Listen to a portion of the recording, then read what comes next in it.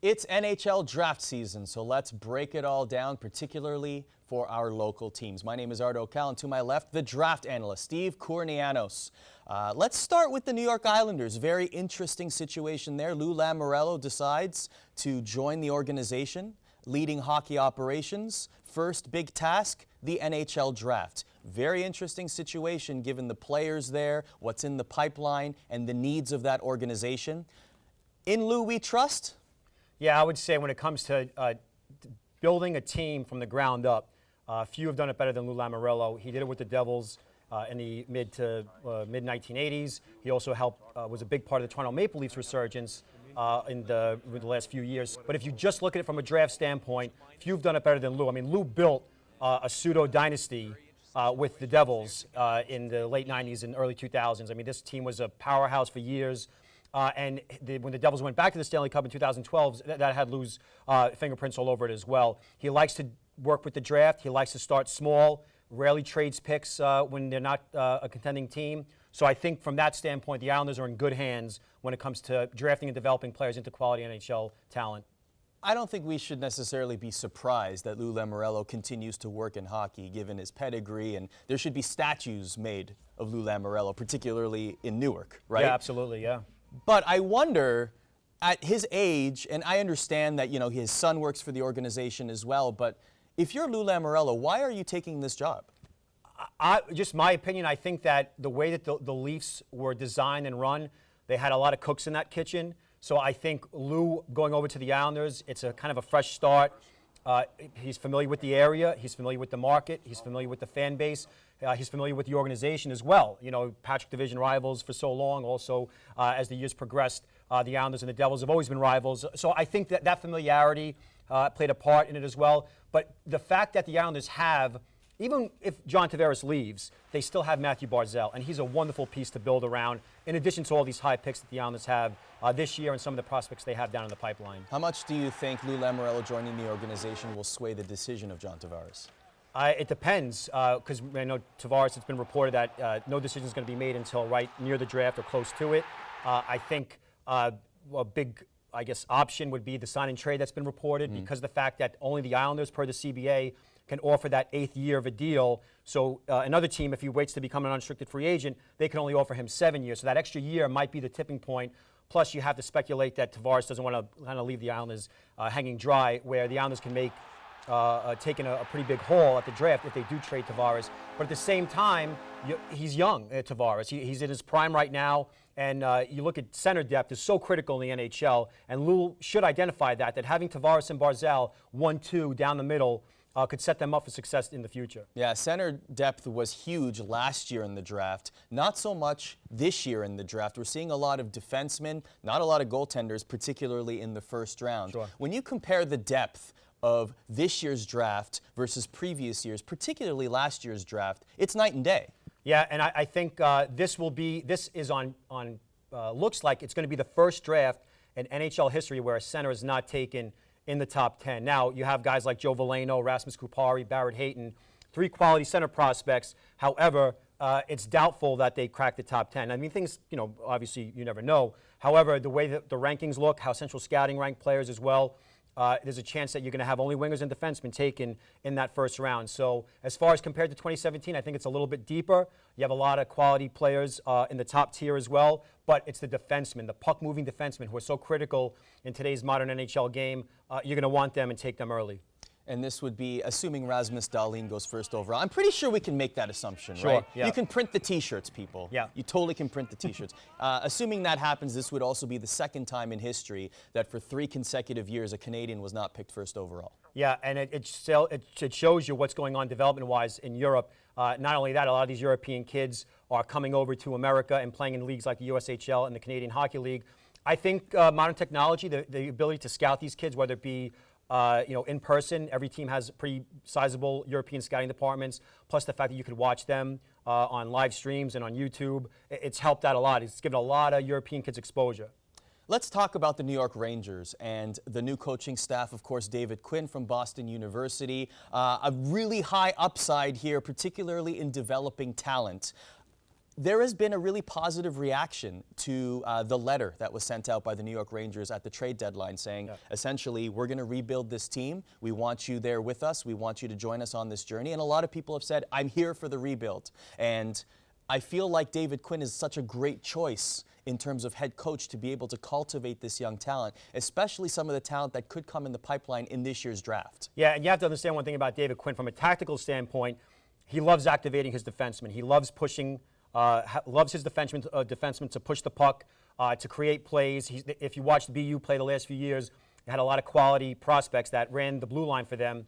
And so the fact that the Rangers have a lot of quality defense prospects that they acquired at the deadline, in addition to the prospects that are going to be available in this draft, it's going to be a perfect marriage. I think one thing about David Quinn that you have to appreciate is when he was at BU, he was collecting the cream of prospects to come play for his program. It's not easy to tell a kid who was the top dog at his junior or midget level to come to a program like BU and say, hey, you know what, you're going to be a second-line winger, or you're going to be a penalty killer, or you're going to be a depth defenseman.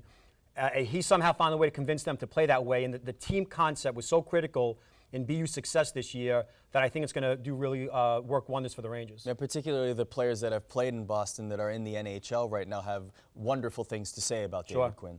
Let's talk about the pipelines for these teams. Let's start with the New Jersey Devils. Of course, we saw a lot of young talent excel on that roster this past season, but there are a lot of exciting pieces in the pipeline. Mikey McLeod comes to mind. Joey Anderson just signed a contract. Some players in the AHL. John Quenneville saw some ice time last season with the Devils. Let's talk about the pipeline there and what Devils fans can get excited about. Well, I think that the big thing is going to be Mike McLeod. He was a high pick last year. Or 2 years ago, out of Mississauga. Big playmaking center. He's got speed. I mean, you're talking about a big center with speed who could also make plays. So that might make it a little bit easier to move a guy like Pavel Zacha to the wing. And then you said Joey Anderson. He's a finisher. I like his pedigree. The Devils have three quality defensemen. Well, two that really stand out to me is Northeastern's Jeremy Davies and Riley Walsh, also a collegiate. They had outstanding seasons. Davies was a power play quarterback in a very, very lethal Northeastern attack. So they do have puck movers in the pipeline. I think losing Yegor Rykov to the Rangers at the trade deadline, in addition to that second-round pick, might have hurt him a little bit, but they've done so well drafting the last few years that they could maybe go for a little bit more of an elite prospect with a higher boom or bust potential, but a lot more skill and a high upside. One name that has a connection to this year's draft, a Devils prospect, is Jesper Boquist. Of course, his brother Adam Boquist is part of this year's draft. Likely to be drafted, what, top 15, top 20? I would say maybe even top 5. Top 5 for sure.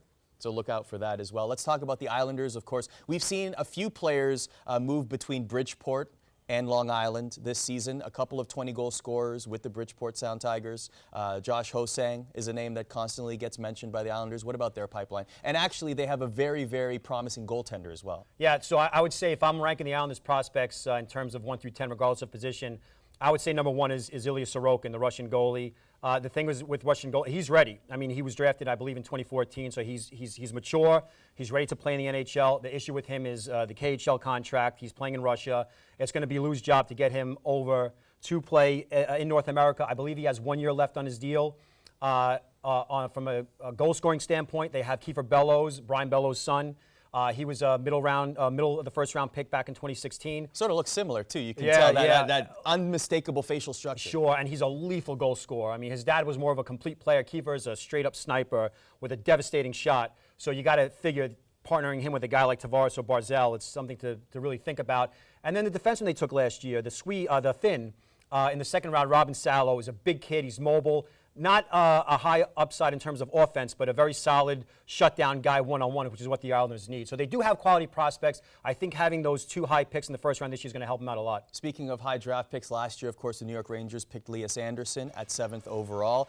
They have a lot of young players that saw some Rangers ice time. John Gilmore comes to mind. Vidi Ledieri comes to mind. Talk about the Rangers pipeline. Well, I think that the most important thing about the Rangers is they addressed the critical need for centers. You know, they traded Derek Stepan at the draft, and they ended up drafting Lias Anderson, who's a center himself. Plus, they drafted Philip Hedl, who I think was only 1 or 2 days short of being eligible for this year's draft. He's a very young kid, and they both had outstanding seasons. Really, they traveled around a lot. They played in Europe, they played in the AHL, they played in the NHL. Hedl had one of the top U18 seasons in the AHL in recent memory. So you look at those two as your building blocks down the middle. From a defensive standpoint, like I said, they acquired IGOR Rykov, they acquired Libor Hayek, and they acquired Ryan Lindgren, 3 quality, high draft picks from other teams at the trade deadline. So I think out of all those players, though, the one kid that really stood out to me was Neil Pionk. You look at his point production in a relatively short period of time, he didn't have sheltered minutes. He was playing a lot of defensive zone time, not just because of the way that the Rangers played in their style, but also the fact that he was being entrusted with defensive zone draws. He still put up a lot of points, a really fancy player with the puck, and he could quarterback a power play. So when you look at it from a skater standpoint, those are the names that stand out. Goaltending, I mean, you can't talk about anybody other than Igor Shesterkin, who was Ilya Kovalchuk's teammate with SKA. He's been in Russia for a couple years, 2014 draft pick. He's ready. It's just like Sorokin. It's a question of his KHL contract and getting him over to North America. Let's talk about, before we go here, the top picks at each position. Forward, defense, goaltender. Defense, pretty unanimous, Rasmus Dahlin. Yep. We can put that to the side because everybody at this point knows about Rasmus Dahlin and what he's going to bring to the league. Forward, there are 3 forwards that you could definitely see go 2, 3, and 4. Yes. You have Filip Zadina, you have ANDREI SVECHNIKOV, and you have Brady Tkachuk. Of those 3, which one do you think has the biggest upside? ANDREI SVECHNIKOV, without a doubt. And if you watched him play in the OHL this year, I mean, he was a menace. There's a little bit of Ovechkin to his game. There's a little bit of Patrick Laine to his game. His goal-scoring production at even strength at 5-on-5 was one of the best in recent memory of the CHL in terms of draft-eligible players. And like I said, he's mean. He's a tough guy to play against. He could skate. He's powerful. And he's familiar with North America. You know, his brother was a first-round pick of the Red Wings in 2015. So he was in Muskegon in the USHL in 2016-17, won the Rookie of the Year in that league, played for Barrie in the OHL this past season, was the Rookie of the Year in that league. So really special talent. He's tore up the international circuit. And then you go to a guy like Filip Zadina, who's not far behind. Zadina is a sniper. He was teammates with Filip Chytil in the Czech Republic in a lot of international events. So when you look at his maturity, and Brady Tkachuk as well, we all know his pedigree with the last name, power forward, could skate, can shoot, really good making plays. All 3 are very mature players. They have what we call a high hockey IQ. They just think 2, 3, and 4 plays ahead of time, really good positioning. And the fact that they could contribute in all 3 zones means that they're versatile players that can, in fact, you can't just rely on them to put up points. If they don't put up points, they can contribute in other areas as well. What I like about Brady Tkachuk is he's such an agitator, right? Yeah. He sways the momentum in your favor. He's got the skills, but he's also, scouts will say that he's even more of an agitator than Matthew is. Yeah. Like he just has that spirit in him. And when I look at the draft order and I see the Montreal Canadiens, that scares me.